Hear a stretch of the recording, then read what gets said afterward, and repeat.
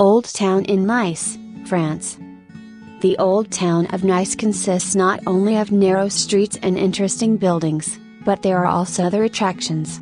The Old Town of Nice is made up of tall tenement houses lined up along narrow and shadowed streets. The ground floors are occupied by restaurants, shops, and the galleries of local artists. You can buy everything here, from Provencal spices to handmade jewelry and cosmetics. Just go in and let yourself be carried away by the past, which is still very much present here. The Old Town of Nice, also called Old Nice, lies just below Castle Hill.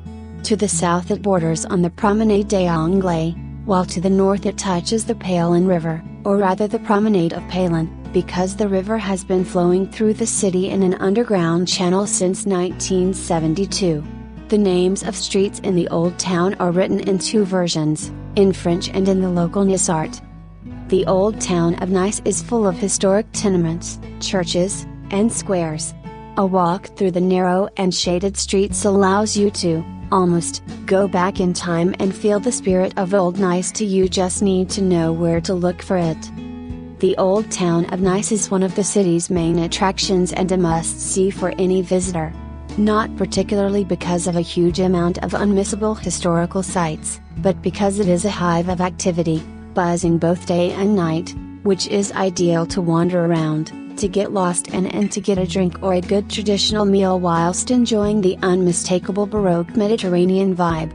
So here's a quick walking tour to make sure you don't miss any of the nicest parts, even though I'd advise the most adventurous to just get lost in the meander of streets and follow your instincts to make the most of the place too. After all, it's too small to get really lost and the sea is never too far away.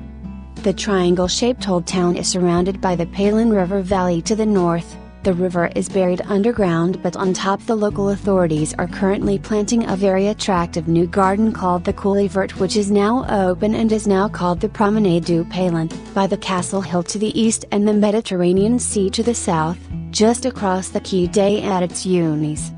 Starting from Place Masséna, just take the pleasant Rue Street François de Paul, which is lined with some classy shops with the beautiful Belle Époque Opera of Nice on the right. Just after the opera on the left, you will get a glimpse of the large Palace Square, which has some terraces but isn't the most pleasant part of the Old Town to stop over in, so just keep going straight down the road until you hit the pedestrian area where the street becomes the Quai Seine. The Quai Seine, running parallel to the sea, is one of the liveliest streets of Old Nice. In the morning, the central part of the street becomes a market, mainly for flowers but also for jumble sales or fruits and vegetables depending on the days. The strip is also lined with plenty of restaurants which are reasonably priced but varying in quality, so be wary, though the appeal of people watching and soaking in the incomparable Mediterranean atmosphere can just about justify paying slightly more than elsewhere for a coffee or a quick meal. It's also a great place to grab a portion of sake at Chez Teresa if she's around. Once you get to the end of the Quai Seine, you can either turn right and head towards the waterfront and enjoy some sumptuous views over the whole Baie des Anges from the Castle Hill, or else carry on the tour of the Old Town and go left. Running parallel to Quai Seine is the Rue de la Préfecture, which heads back towards Place du Palais and comes to life in the early evenings at around 5 or 6 p.m., which is aperitif time in Nice. The street is lined with bars and some pretty decent restaurants.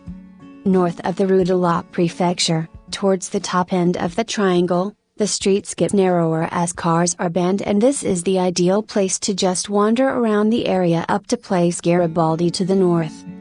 This area is full of bars and restaurants, especially the southern end, around Place Rossetti, which is another of the nerve centers of the Old Town and an ideal place to just sit down and have a drink on a terrace, under the shade of the beautiful Baroque Cathedral Saint-Reparate, built in the late 17th century. It is also a perfect place to have an ice cream at the famous Finocchio Parlor.